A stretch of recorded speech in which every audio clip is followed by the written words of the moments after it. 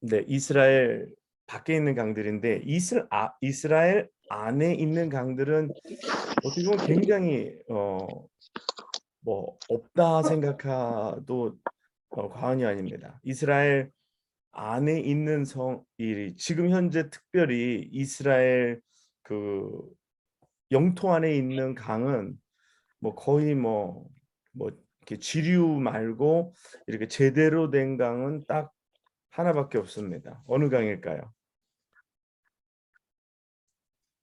요단강. 네, 너무 깊게 생각하시는 것 같아요. 네, 요단강 하나밖에 없습니다. 그 지난번에도 말씀드린 대로 요단강은 그 헐몬산, 그렇죠? 헐몬산에서부터 시작돼서 어디까지 이어지는 강이죠? 헐몬산에서 시작해서 어디에서 이 끝납니까? 혹시 머릿속에 이렇게 들어가 있나 한번 들어가 계신가 한번 물어볼게요. 어디서 끝나죠? 그 헐몬산에서 흐르는 물이 사해. 예, 사해에서 끝납니다. 헐몬산에서 이렇게 주로 내리는 물, 그다음에 뭐 이렇게 지천에서 이렇게 조인되기도 하는 어, 강들이 있긴 합니다. 근데 그건 이스라엘 쪽에서보다는 요르단 쪽에서 이렇게 오는 것들이 뭐 많고요. 대부분은 이 헐몬산에서 나오는 그게 갈릴리로 갔다가 갈릴리에서 그게 이게 요단강으로 해서 쭉 해서 사해까지 흘러 들어가고 사해로 가면 그 다음에는 더 이상 갈 곳이 없습니다.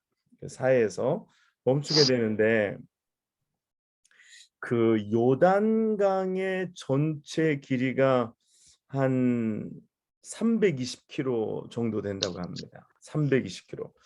굉장히 긴 강이죠. 320km면. 왜냐하면은 서울에서 부산까지가 400km 정도, 400km 좀 넘나요? 400km 정도 좀 넘는 것 같은데 한 400km, 400여 킬로 되는데 천리라니까 400km 되겠죠. 그렇죠. 서울, 부산, 한양에서 부산까지가 천리길이니까 예, 그 400km니까 그러니까 거의 강이 그러니까 320km니까 거의 그 뭐 서울에서 부산까지 뭐 부산까지는 못 가더라도 한 대구까지는 흐르는 굉장히 긴 강입니다. 근데 그 이 강에 그 잉어 뭐 이런 거 뭐 또 그다음에 연안 무슨 담수어 그래서 이 요단강에 서식하는 물고기의 종류가 한 36가지 정도 서식한다 그럽니다. 그 헬몬산에서 그 헐몬산에서 사해까지 이 북에서 남으로 이렇게 직선거리는 뭐 200km 정도. 직선거리는 200km인데 이 강이 이렇게 꾸불꾸불 이렇게 이거를 그 지리 시간에 뭐라고 얘기하냐면요. 이걸 사행천이라고 얘기합니다. 이렇게 강이 이렇게 좀 이렇게 꼬불꼬불 돌아 내려가는 걸 사행천이라 그러는데 그러다 보니까 이 강이 이렇게 돌다 보니까 그 길이가 한 120km 정도 더해져서 직선으로는 200km인데 이게 좀 꼬불꼬불하니까 그게 길이가 더해져 가지고 320km 정도 된다고 합니다. 그리고 우리가 아는 대로 이 요단강은 해수면보다 400m 가량 낮은 곳에 있는 강입니다. 그래서 그 해수면 저쪽 지중해 쪽의 해수면을 기준으로 했을 때는 400m 아래로 내려간 강입니다. 요단강 하면 여러분들 생각나는 기사들 있습니까? 성경에서 읽은 것 중에서 요단강이 뭘로 유명한가요? 여러분들 요단강 하면 생각나는 거 하나 우리 세례. 한번 이야기해 보죠. 세례. 예, 세례. 뭐 세례에 관한 건데 세례 요한이 요단강에서 세례를 베풀었죠. 그렇죠. 그래서 우리가 예. 이렇게 말씀을 보면 그 마태복음 3장 한번 우리 펼쳐보겠습니다.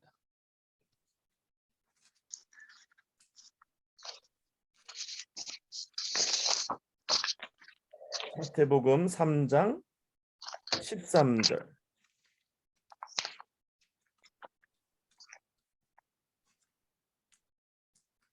13절로 17절까지 우리 한번 누가 읽어 주시겠습니다. 요한복음 3장 13절로 17절까지.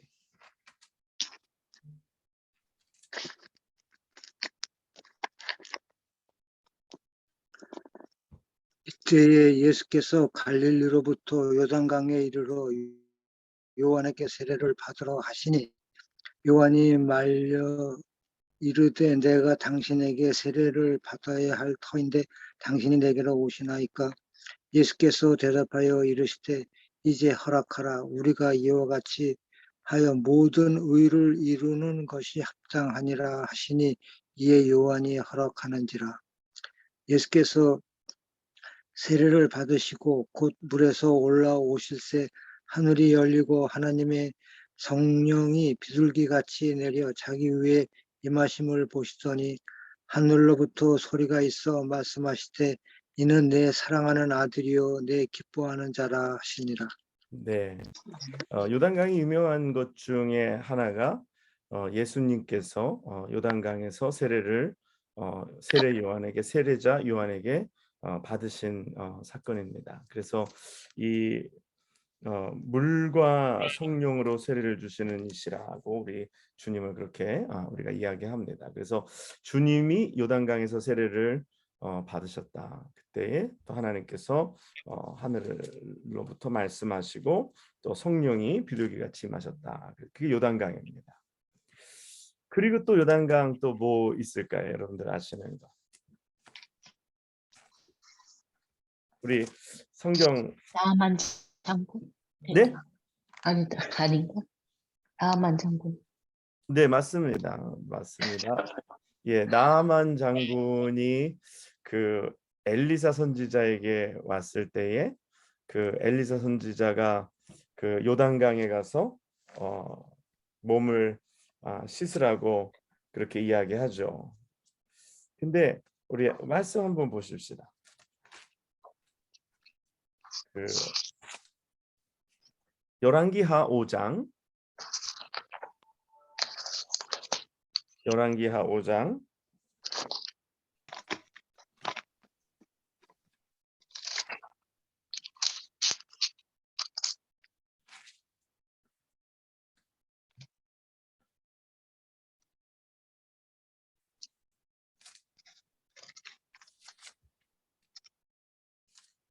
우리 어디를 보면 될까요? 5장 8절로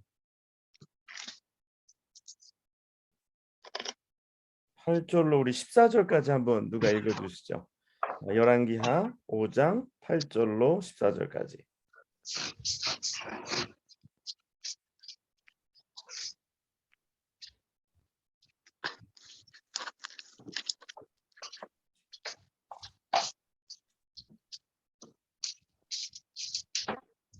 하나님의 사람 엘리사가 이스라엘 왕이 자기 옷을 찢었다함을 듣고 왕에게 보내 이르되 왕이 어찌하여 옷을 찢었나이까? 그 사람을 내게로 오게 하소서. 그가 이스라엘 중에 선지자가 있는 줄 알리다 하니라. 나아만이 이에 말들과 병거들을 거느리고 이르러 엘리사의 집 문에 서니 엘리사가 사자를 그에게 보내 이르되 너는 가서 요단강에 몸을 7번 씻으라. 내 살이 회복되어 깨끗하리라 하는지라.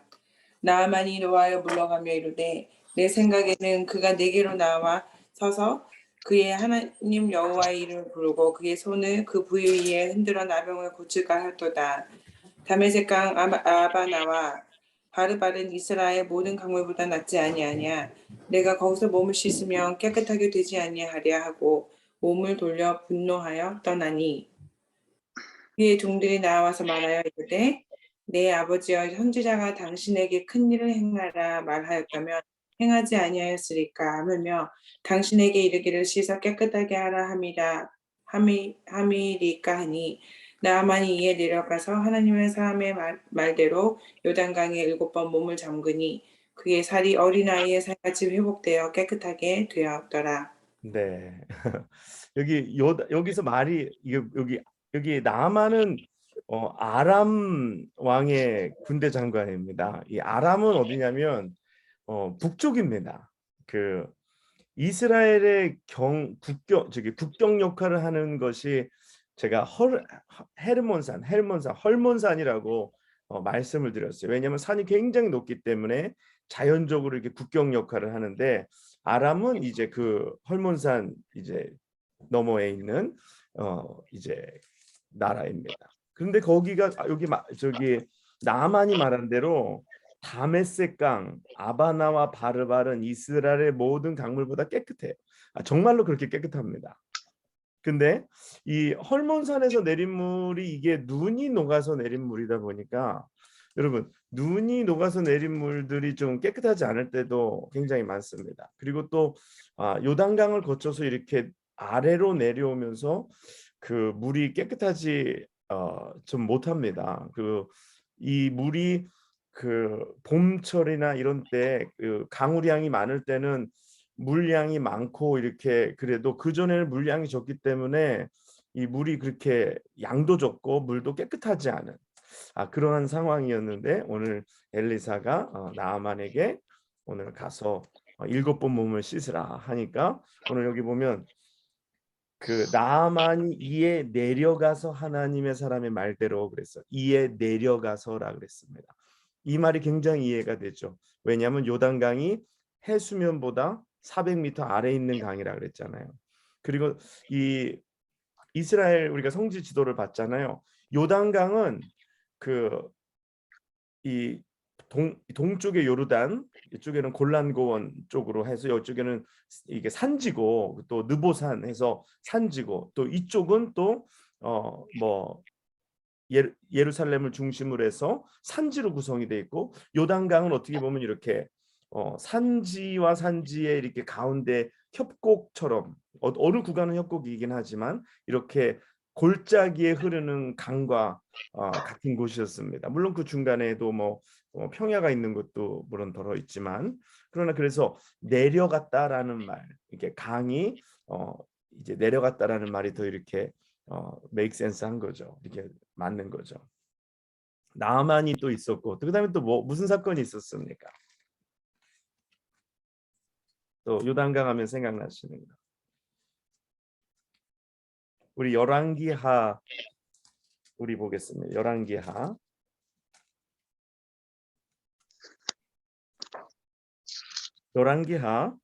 2장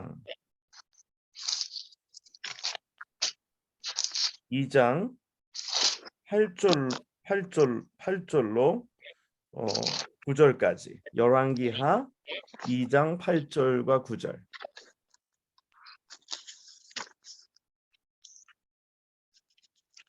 열왕기하 2장 8절과 9절 찾으셨으면 읽어주세요.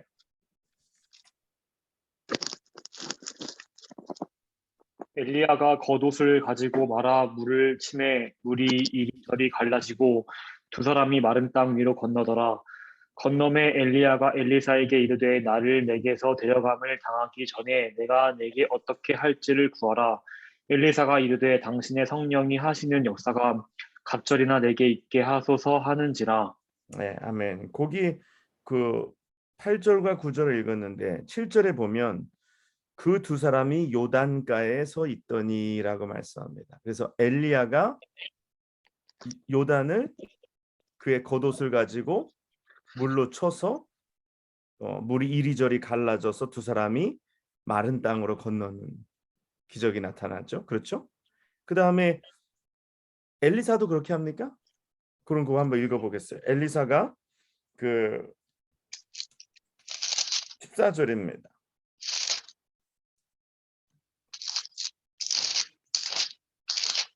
13절 14절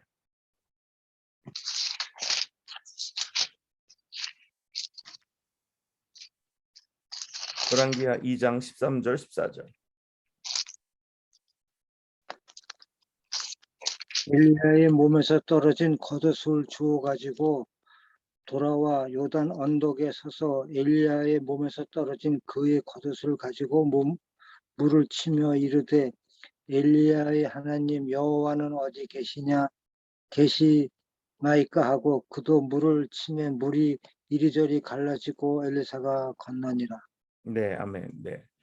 그 엘리야도 물을 쳐서 요단을 갈라서 건넜고, 그 다음에 엘리사도 그 엘리야의 몸에서 떨어진 겉옷을 주워 가지고 그것을 또 치니까 또 그도 요단을 갈라서 그리로 건너는 오늘 이적이 여기 나타납니다. 그리고 또 뭐 기억나는 거 있을까요?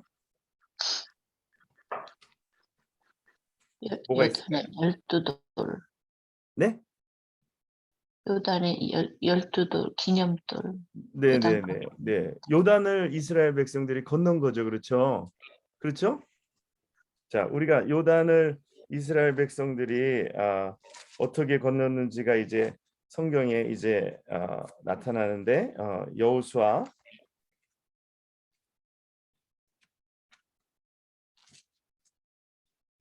우리 여호수아 3장 3장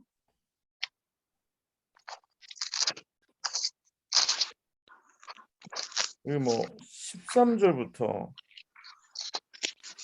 17절까지 읽어보겠습니다. 여호수아 3장 13절로 17절까지. 전도사님 찾으셨으면 읽어주세요. 13절이요. 네, 13절로 17절.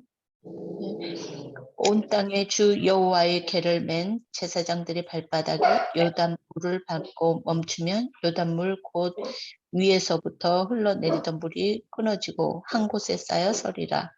백성이 요단을 건너려고 자기들이 장막을 떠날 때에 제사장들은 언약궤를 메고 백성 앞에서 나아가니라. 요단이 곡식 건너는 시기에는 항상 언덕에 넘치더라. 궤를 맨 자들이 요단에 이르며 궤를 맨 제사장들이 발이 물가에 잠기다.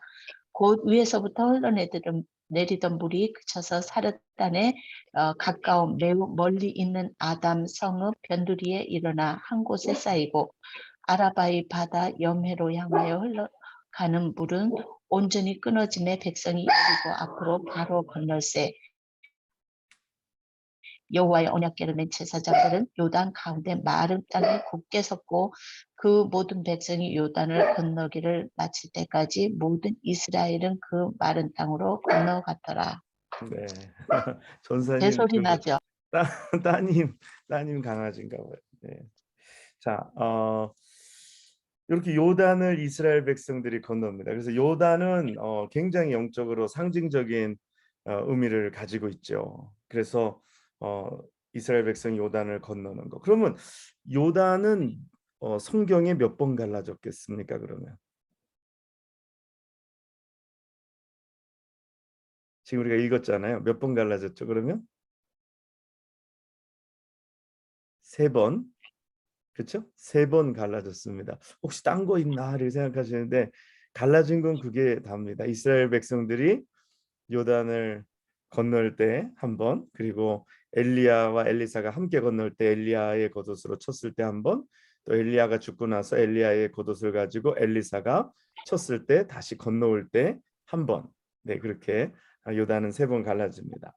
여러분, 그 세계 4대 문명은 되게 큰 강을 끼고서 발달했습니다. 그렇죠? 그래서 뭐 그 이집트의 문명은 나일강을 중심으로, 그리고 인도는 겐지스강, 또 그다음에 뭐 또 어디입니까? 뭐 독일 쪽에 가면 그 무슨 강이에요? 라인강이에요?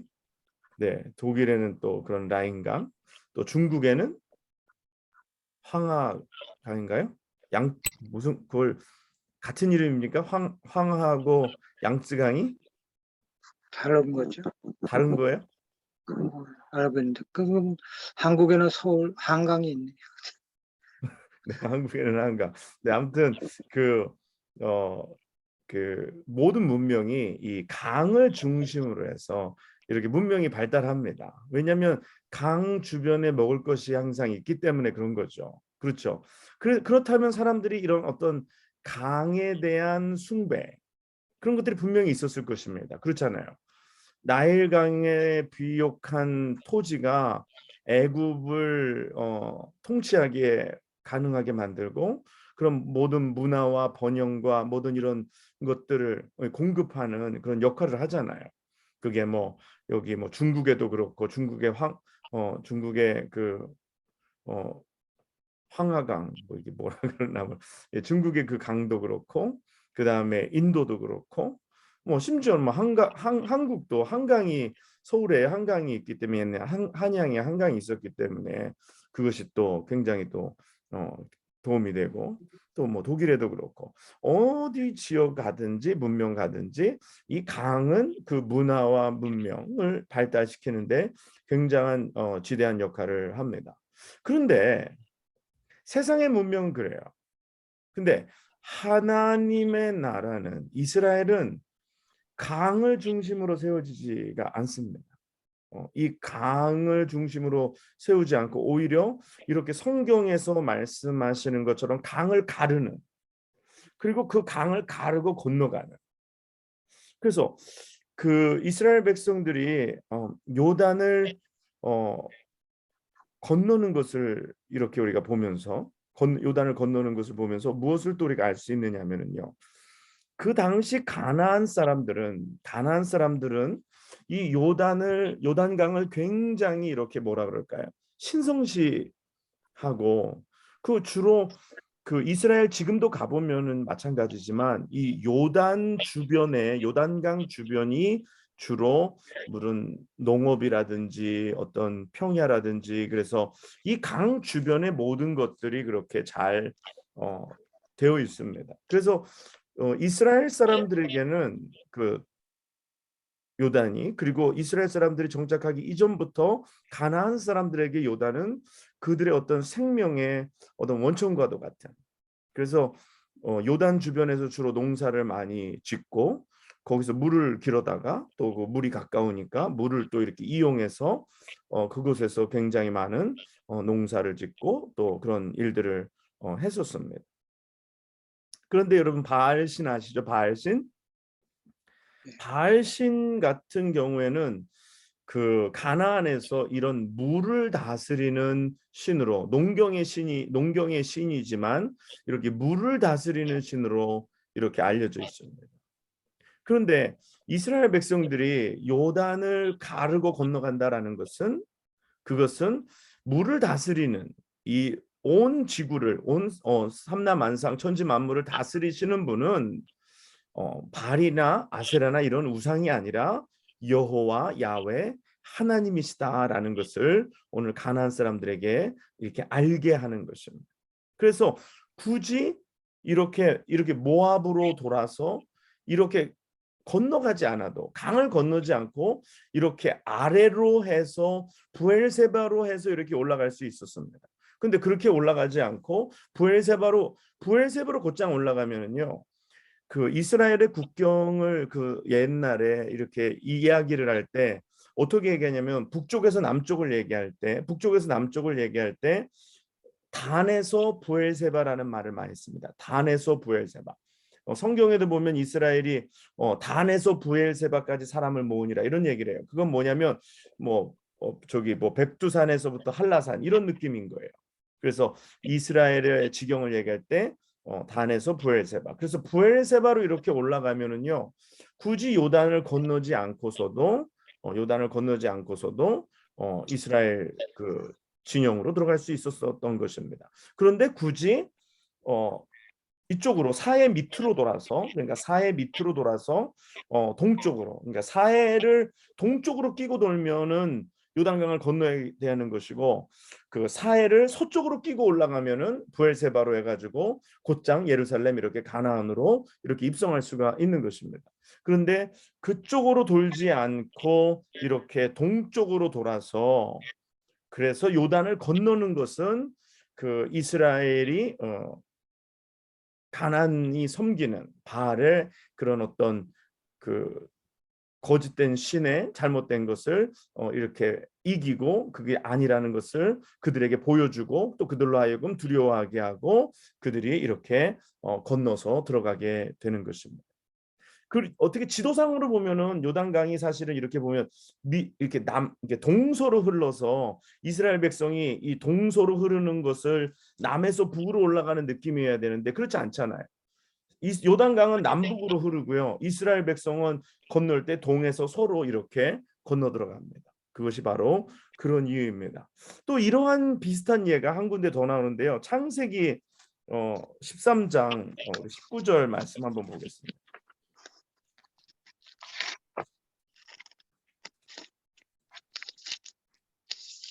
창세기 13장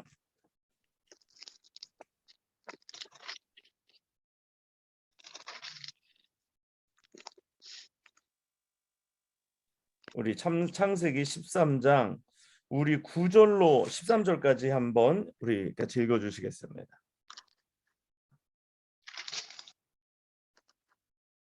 내 앞에 온 땅이 있지 아니하냐. 나를 떠나가라. 내가 좌하면 나는 우하고 내가 우하면 나는 좌하리라. 이에 롯이 눈을 들어 요단 지역을 바라본즉 소알까지 온 땅에 물이 넉넉하니 여호와께서 소돔과 고모라를 멸하시기 전이었으므로 여호와의 동산 같고 애굽 땅과 같았더라. 그러므로 롯이 요단 온 지역을 택하고 동으로 옮기니 그들이 서로 떠난지라. 아브람은 가나안 땅에 거주하였고 롯은 그 지역의 도시들에 머무르며 그 장막을 옮겨 소돔까지 이르렀더라. 소돔 사람은 여호와 앞에 악하며 큰 죄인이었더라. 네, 감사합니다. 오늘 이게 무슨 이야기인가요? 롯과 아브라함이 헤어지게 되는 과정을 이야기하는 거잖아요. 그러면 제가 퀴즈 하나 드릴게요. 롯은 좌하였을까요? 우하였을까요?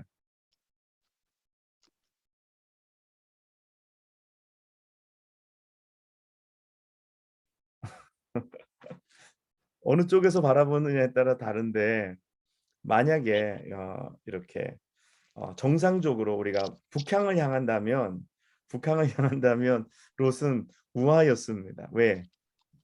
오른쪽에 동쪽에 요단강이 있기 때문에. 그렇죠? 그래서 보통은 이렇게 남쪽을 내려다보면서 좌우 이렇게 하지 않고 이렇게 북쪽을 바라봤을 경우에는 이렇게 좌우할 때 우쪽에 요단강이 있었습니다. 지금은 거기 이스라엘 요단강에 가면 물이 굉장히 이렇게 적어요. 이게 강보다는 약간 개천 이렇게 이런 그 천에 더 가까운 그런 사이즈입니다. 근데 그게 왜 그러냐면은요. 이스라엘에서 이 수자원을 이용해서 농사하고 여러 가지를 하기 위해서 댐을 한두 군데를 건설해 가지고 이 수량이 굉장히 제한이 되어 있어서 지금은 요단으로 내려오는 이 물들이 굉장히 양이 적습니다. 뭐 전에도 그랬기는 적었지만 지금만큼 적은 건 아닌데 그래서 사람들이 대부분 요새 성지순례 요단에 가면 실망합니다. 여기 너무 물이 깨끗하지 않고 깨끗하지 않은 이유가 그 위에서 이제 갈릴리에서 내려오는 물이 많아야 되는데 물이 적다 보니까 또 생활의 용수들이 또 입력되고 하다 보니까 좀 물이 적고 그렇습니다. 그렇지만 옛날에는 뭐 그런 댐 같은 게 없으니까 물이 굉장히 많았고 그래서 그 물이 또 특별히 그 우기 때는 그 범람할 정도로 굉장히 물이 많았습니다. 범람하면은 어떤 일이 벌어집니까? 범람하면은 좋은 땅에 있던 그 강에 있던 이런 바닥에 있던 고운 흙들이 이 범람한 지역으로 이렇게 흙이 쌓이게 되잖아요. 그러면 그 흙은 참 좋은 흙이잖아요. 그래서 거기다가 농사를 져도 굉장히 잘 되고 그래서 오늘 성경에 보면 롯이 택한 곳이 요단 온 지역을 택하고 동으로 옮겼다. 그래서 동으로 옮겼다는 말이 우측으로 옮긴 거죠. 그렇습니다. 그래서 오늘 아브라함은 믿음을 쫓아서 갔고 롯은 눈에 보이는 요단의 비옥한 지역을 쫓아서 그러니까 강을 쫓아서 보니까 물이 많고 그 물 중심으로 뭔가 물에서 나타나는 강물에 가면 뭐가 있어요? 물고기가 있죠. 그리고 강물에 가면 물고기를 얻을 수 있죠. 아까 제가 뭐 한 36종이 강에 서식한다 그랬는데 강에서 고기를 잡을 수 있죠. 강 주변에는 또 농사를 또 지을 수 있죠. 또 토지가 비옥하죠. 그래서 인간적인 눈으로 볼 때는 요단가를 택하는 것이 맞습니다. 그런데 오늘 우리의 믿음도 마찬가지입니다. 이렇게 눈에 보이는 것을 택하는 것이 아닌 오히려 하나님은 우리의 신앙을 이렇게 강에서 끌어올리는 물로 무언가를 우리가 얻게 하기보다는 이스라엘 백성은 그래서 강에서 물을 이용해서 강물을 마시고 강에 있는 물을 가지고 무엇을 하는 것보다는 물의 그 근원을 물을 어디서 주로 얻으려고 했습니까? 물은 주로 샘에서 얻는 것으로 이스라엘 역사 가운데는 이 샘에 관한 것들이 많이 나옵니다. 그래서 아브라함은 이 강가에 가서 강물로 사는 사람이 아니라 오늘 이 가나안 땅, 이 산지에서 샘을 파서 거기서 물을 얻는. 그러니까 우리의 신앙생활이라는 것이 어떤 세상의 편리함, 세상의 편안함, 세상이 주는 어떤 물질, 세상이 주는 풍요함이 아니라 오늘 우리가 이렇게 땅을 파서 그곳에서 물을 얻는. 그래서 그 아까도 제가 부엘세바라고 말씀드렸죠. 부엘세바. 그 여러분 부엘세바 하면 생각나시는 거 있으니까 부엘세바 하면 이 사람이 생각나는데 저는 이삭이 우물을 파잖아요. 그렇죠? 이삭이 우물을 파니까 자꾸 다투니까 그래서 계속 이제 올라가서 이제 부엘세바에서 팠는데 거기서는 더 이상 다투지 않고 그 부엘세바에서 하나님이 이삭에게 나타나시잖아요. 그래서 그 부엘세바의 그 사건 오늘 창세기 그 사건도 이제 나오는데 이래서 부엘세바에서 부엘이라는 말은 무슨 말이냐면요. 우물이라는 말입니다. 그래서 부엘은 우물이라는 말이고 세바라는 말은 그 일곱이라는 뜻도 되고 그래서 그 7개의 우물이 있는 곳이다라는 그런 뜻도 됩니다. 그래서 그 특별히 부엘세바는 어떤 방식으로 그 판 우물이냐면은요. 예를 들어서 저기 예루살렘에 가면 그 시온산에는 뭐가 샘이 있다 그랬는데 시온산에 있는 샘이 무슨 샘인지 여러분 제가 이름을 알려드렸는데 기억하시나요? 내 머릿속에 지우개가 네. 그 기온샘입니다. 기온샘. 예, 기온샘 기억나시죠? 그래서 그 기온샘에서 나오는 물을 누가 굴을 파가지고 터널을 파가지고 실로암으로 흐르게 실로암의 물을 이렇게 보관해서 이렇게 할 수 있게끔 어느 왕이 했는 줄 아세요? 히스기야. 네, 히스기야 왕이 해저 터널을 파서 해저가 아니라 이렇게 지하 이렇게 물 터널을 파서 기온샘에서 나오는 물을 실로암으로 이렇게 모아서 쓸 수 있도록 그렇게 했습니다. 그래서 물의 근원이 그렇게 그런 거는 이렇게 자연샘입니다. 예, 그건 이제 산 속에 이렇게 굴 같은 데 내려가니까 거기에 물이 있어서 그 샘이 있어서 그 샘을 사용하는 것이고요. 이 부엘세바는 어떤 것이냐면 그 성경에 말씀하시는 것처럼 이삭이 우리 한번 봅시다. 그 창세기 26장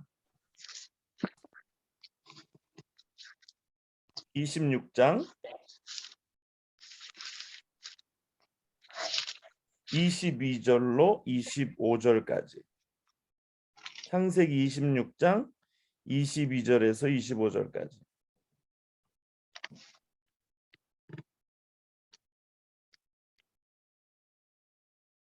제가 읽을게요. 이삭이 거기서 옮겨 다른 우물을 팠더니 그들이 다투지 아니하였으므로 그 이름을 르호봇이라 하여 이르되 이제는 여호와께서 우리를 위하여 넓게 하셨으니 이 땅에서 우리가 번성하리로다 하였더라. 이삭이 거기서부터 부엘세바로 올라갔더니 그 밤에 여호와께서 그에게 나타나 이르시되 나는 내 아버지 아브라함의 하나님이니 두려워하지 말라.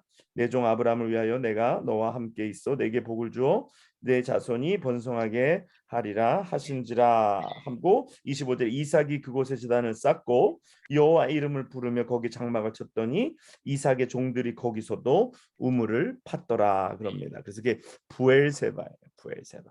근데 이 부엘세바는 우리가 옛날에 한국에서 우물 파는 거 있잖아요. 우물을 이렇게 파고 이 돌을 이렇게 양 옆에 이렇게 무너지지 말라고 돌을 이렇게 해가지고 지하로 이렇게 해놓은 것처럼 저도 어렸을 때 시골에 살았을 때 저희 시골 이렇게 뒷뜰에 우물이 있었습니다. 왜냐면은 이 물을 그 뭐 수도 이런 게 없었기 때문에 시골이니까. 그래서 저는 아직도 이렇게 그때 습관이 들어서 물 떠오라 그럽니다. 물 떠오라고.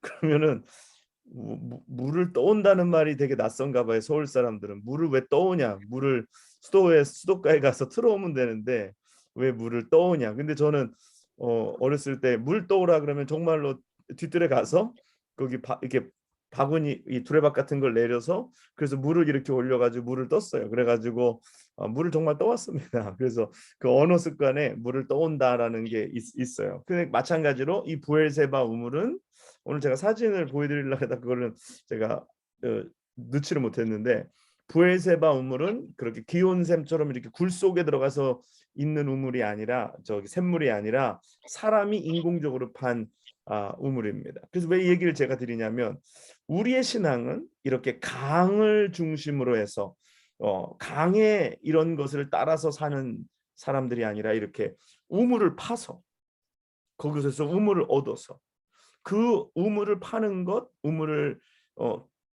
얻는 과정, 그 가운데 하나님의 은혜가 있고 그 우물을 주시는 것이 하나님의 축복으로, 하나님의 축복으로. 그러니까 흐르는 강물 옆에 거주하는 것이 아니라 파서 그 우물을 기르는 거예요. 그 물을 찾는 거예요. 그래서 하나님의 축복은 흐르는 물 곁에 가서 거기서 뭐 도시를 형성하고 사는 것이 아니라 이렇게 산으로 들어가서 우물을 파내고 하나님이 주신 우물을 찾아내고 아니면 또 손으로 직접 우물을 파내는 것. 그게 우리의 신앙에 있어서 이게 차이라고 생각합니다. 그래서 말씀도 우리는 이렇게 마치 우물을 파듯이 이 말씀을 깊이 파서 내려가는 겁니다. 그래서 우물을 깊이 파서 내려가다 보면 그 깊은 곳에 물이 있어요.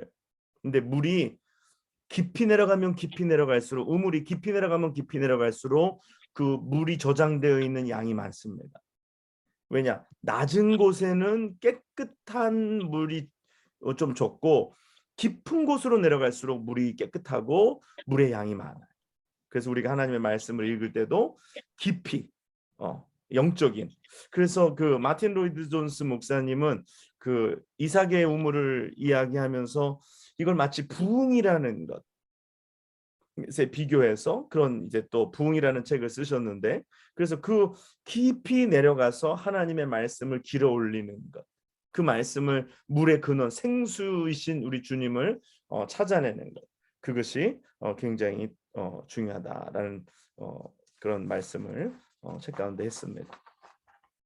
자, 그러면 제가 이제 그래서 오늘은 말씀만 쭉 했는데 그러면 제가 이렇게 요단강 어떻게 생겼는지 좀 이스라엘 그 사진을 좀 보면서 우리가 잠시 한번 살펴보도록 하겠습니다.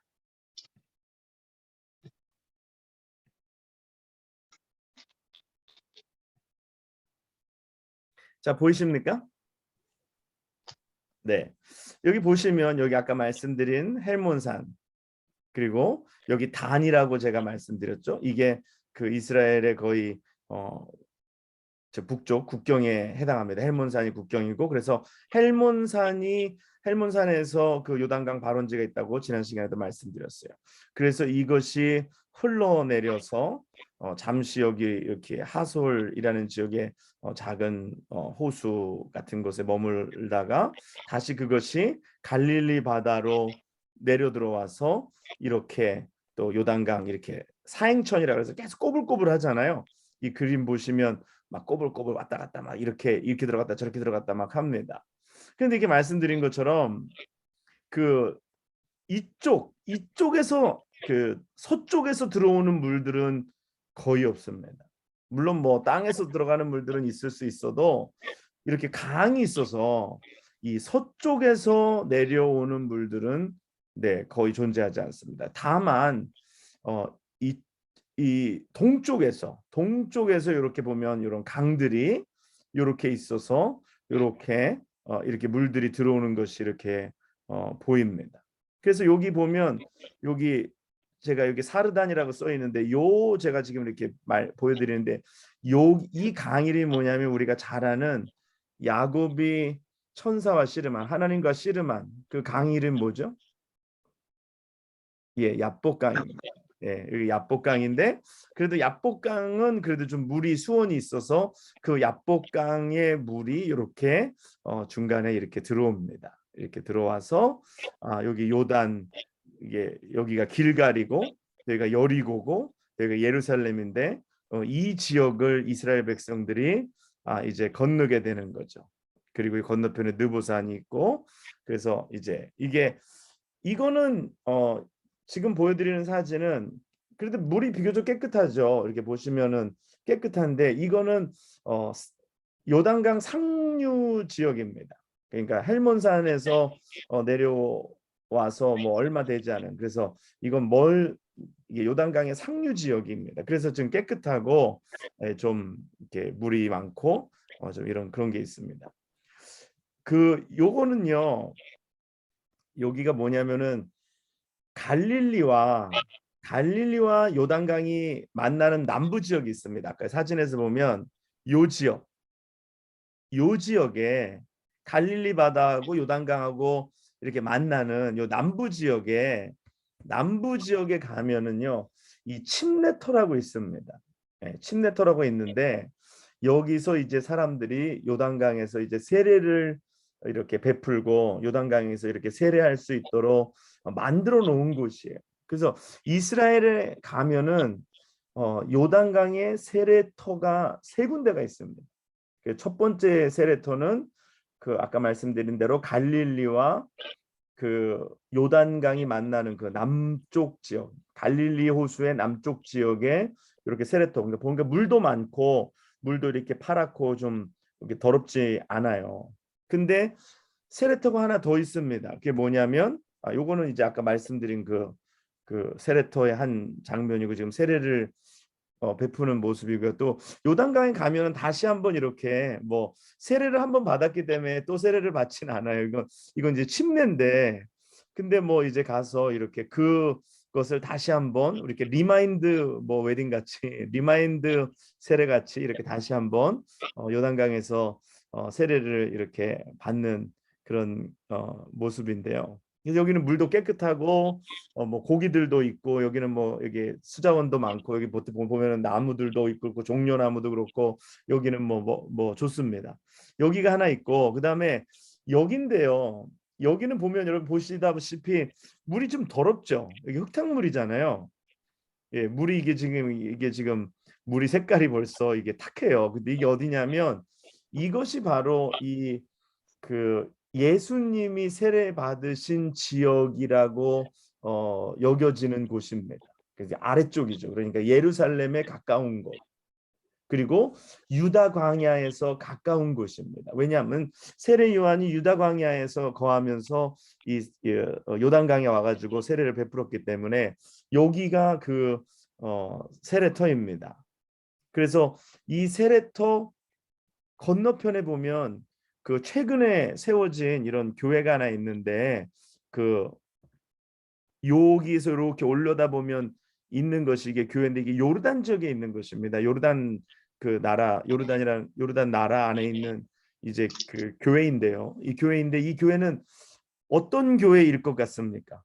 이 교회를 누군가 지었다면 이 교회 이름을 뭐라고 했을까요? 여러분 뭐라고 짓고 싶으십니까? 세례 요한 기념교회예요. 근데 이 교회가 세례 요한 기념교회입니다. 그런데 예, 요거는 이제 제가 요거는 이제 야복강인데요. 제가 여기 여기 아까 제가 말씀드린 요 중간에 이렇게 내려오는데 여기서 암만에서 시작된 강이 이렇게 사해와 그 갈릴리 호수 이 중간에 이렇게 야복강이 이렇게 들어옵니다. 그래서 야복강을 이렇게 보면 지금은 이렇게 물이 많지는 않아요. 이렇게 물이 많지 않고 한국으로 치면 약간 큰 하천과 같다고 이렇게 생각할 수 있어요. 이런 곳입니다. 그래서 여기 이제 야곱이 씨름했던 그런 장소를 이렇게 이야기하고 있습니다. 자, 그리고 또 요단강 우리가 지난번에 느보산도 봤잖아요. 느보산 위에서 그 믿어지기는 느보산 위에서 엘리야가 승천했다 그래서 그 엘리야 승천교회가 그 느보산에도 있습니다. 느보산에 그 엘리야 승천교회도 있고 그 다음에 느보산에 또 지난번에 무슨 교회도 있다 그랬죠? 느보산에 모세 기념교회. 그 모세가 느보산에서 죽었기 때문에 그런 것이 있다고 말씀을 드렸습니다. 자, 그러면 다시 돌아와서 오늘 이렇게 말씀 가운데 이렇게 우리가 강들을 이렇게 요단강을 살펴보면서 그 하나님께서는 오늘 우리에게 이렇게 이 요단강의 중심으로 이렇게 사역을 또 하시면서 하나님께서는 주님께서는 이 요단강을 통해서 오르락 내리락 하시면서 요단강에 있는 또 많은 것들을 또 보시며 설명하시면서 또 요단강 주변에서 제자들을 또 이렇게 또 가르치시고 또 많은 이야기들을 또 해 주셨습니다.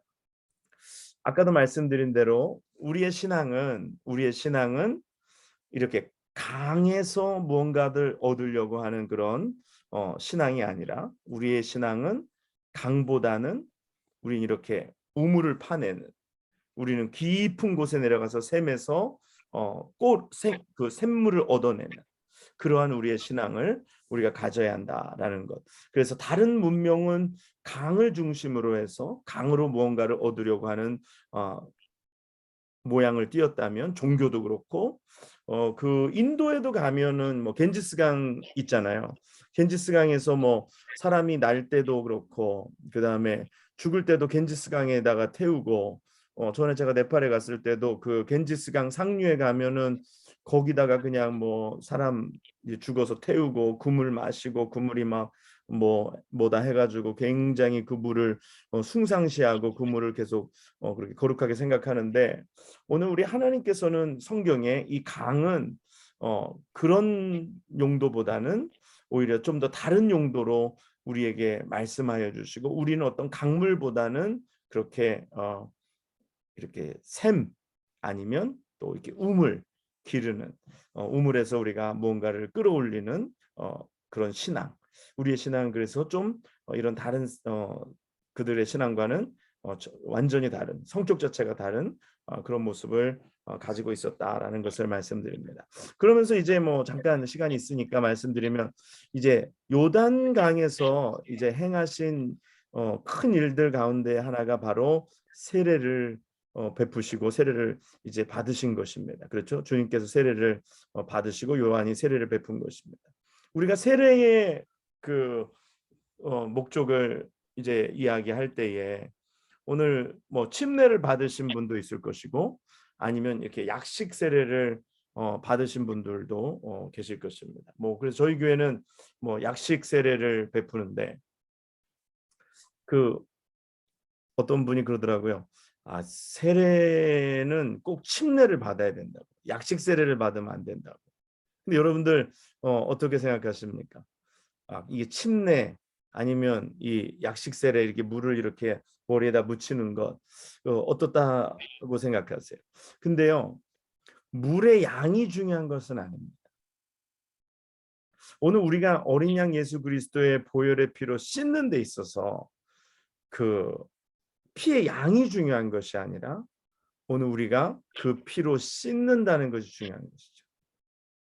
물로 우리가 세례를 받는다는 것, 첫 번째 의미는 씻는다는 것입니다. 그렇죠? 우리의 죄를 씻는다라는 것. 이게 세례의 첫 번째 의미입니다. 우리가 우리의 죄를 물로 씻는다.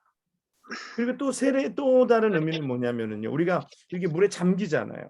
이게 우리가 이게 침례를 받게 되면 우리가 물 속에 들어가잖아요. 사실 저희 교회도 이게 저희 교회가 그 강단에 십자가 있잖아요. 십자가 바로 밑에 저희가 이렇게 침례탕이 있습니다.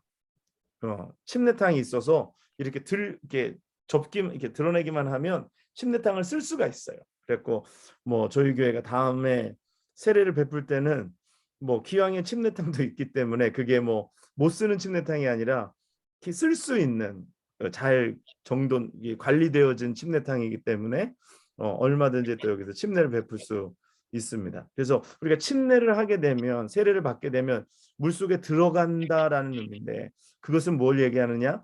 죽음을 의미한다. 물속에 들어가는 거는 죽음을 의미하고 나오는 거는 다시 사는 것, 부활을 의미하는 것입니다. 그래서 물은 오늘 마치 나아만 장군의 그 문둥병을 씻듯이 고치는 역사, 또 그 다음에 그 물은 또 그렇게 세례의 의미를 가져서 우리의 죄를 씻고 또 우리가 죽고 다시 살아나는 그러한 세례의 의미를 가지고 있습니다. 그래서 주님께서 이렇게 또 성경에 보면 또 이렇게 비유들 가운데 이렇게 이 시냇가 이런 거에 물가에 대한 비유들이 또 이렇게 있습니다. 뭐 시편 1편의 말씀도 복 있는 사람은 하면서 이렇게 시냇가에 심겨진 나무와 같다라고 말씀을 또 하시고 이렇게 강은 또 이렇게 귀한 또 이렇게 뭐 우리의 나무나 이 곡식이나 열매가 자랄 수 있는 귀한 또 생명을 공급해 주시는 또 그런 이 요한계시록에도 보면 이제 이 생명강가라는 그래서 이 강이 이제는 생명강가에 심겨진 나무처럼 우리가 될 수 있어야 한다라는 것이죠. 그다음에 주님이 씨 뿌리는 자의 비유를 말씀해 주시잖아요. 씨 뿌리는 자의 비유를 말씀해 주실 때 그 씨 뿌리는 자의 비유에 나오는 그 밭에 그 땅의 그 종류가 몇 종류입니까? 첫 번째는 좋은 밭이죠. 좋은 것. 그다음엔 길가. 그리고 또 하나는 뭐죠? 돌짝밭. 그다음에 하나는 가시. 이 네 가지 종류의 이런 그 이 땅이 나오는데 이 이스라엘에 가면은요. 대부분 돌짝밭입니다.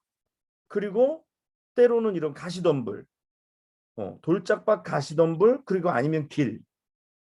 대부분 다 이래요. 근데 그러면 이 옥토는 어디 있느냐? 옥토는 이스라엘에서 굉장히 찾아보기 어려운데요. 옥토가 어디에 주로 있냐면 이 강 주변에 주로 있습니다. 강 주변에. 아까 왜 옥토가 있는지 말씀드렸죠. 이게 물이 범람하니까 그 강이 가지고 있는 그 고운 흙들, 그 진흙들, 아까 보면 그 진흙 그 흙탕물이잖아요. 그 고운 흙들이 범람해서 이렇게 강 주변의 땅들을 이렇게 옥토로 만드는 것입니다.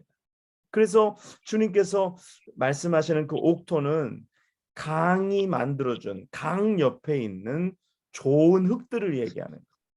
그래서 오늘 우리가 우리의 생명 되시는 우리 예수님, 우리 생수강 되시는 우리 주님, 이 옆에 우리가 거할 때 우리가 옥토가 되는 것입니다. 그래서 그 강이 뭡니까? 주님이 주시는 생수강이 되시는 우리 주님께서 주시는 은혜 속에 우리가 거하게 될 때에 그 강을 따라서 이렇게 옥토가 형성이 된 것처럼 오늘 우리가 그렇게 주님과 함께 동고동락할 때 우리가 옥토가 되어서 하나님의 말씀이 우리 가운데 심기우는 겁니다. 저도 이렇게 어쩔 때는 이렇게 말씀을 전할 때 이렇게 깜짝 놀랄 때가 있어요. 왜냐하면은 저는 이렇게 말씀을 이렇게 전할 때 뭘 의식하지 않고 전하는 경우가 대부분인데 이렇게 어떤 경우에는 어떤 분이 처음 교회 오셨는데 그분이 그러는 거예요. 아니 나를 아시는 것처럼 나에 대한 이야기를 해주셨다라는 거예요.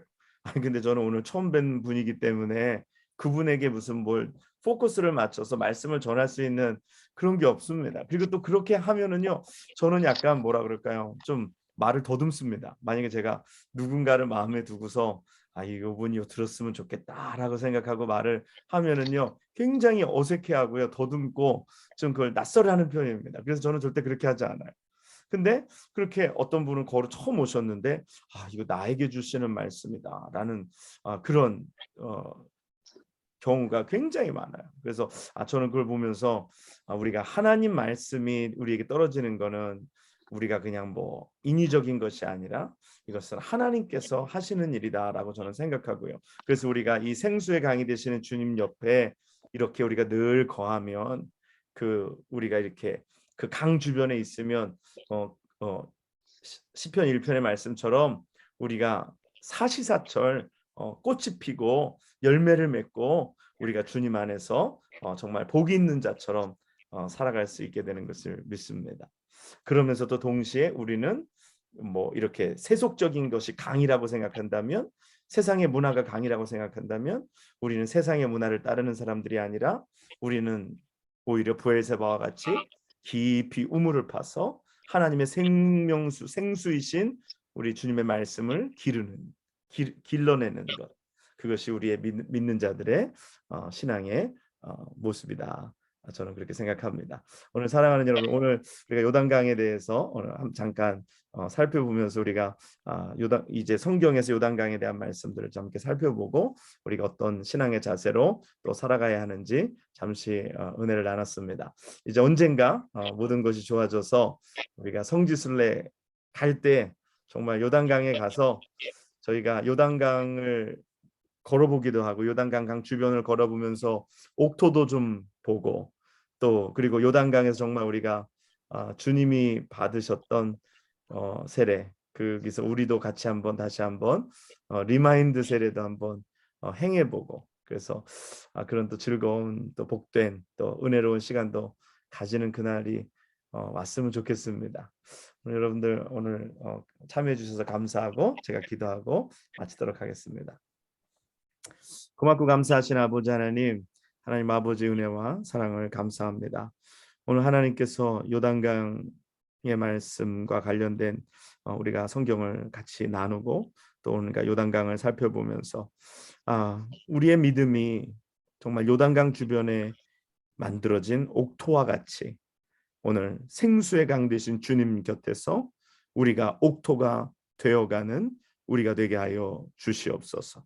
그리고 이 세상의 문명은 강을 중심으로 강에서 주는 어떤 풍요와 부요를 가지고 문명을 발전시켰다면, 종교를 발전시켰다면, 오늘 참 하나님을 믿는 우리 믿음은 이런 강이 아닌 산에서 또 광야에서 또 우물을 기르며 하나님의 축복이신 생수의 근원을 찾아내는, 그것이 하나님의 축복으로 우리에게 또 임하시는 그러한 우리가 말씀을 또 함께 나누었습니다. 하나님, 오늘도 우리의 삶 속에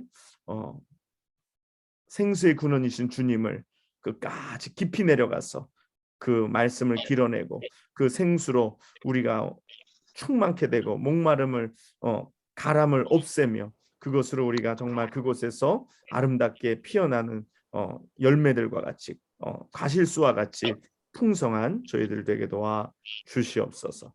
오늘 또 이 밤에 참여한 우리 사랑하는 성도들, 또 사정이 있어서 오늘 미처 참여하지 못한 성도들 기억해 주시고 하나님 은혜로 저들에게 더하여 주시옵소서.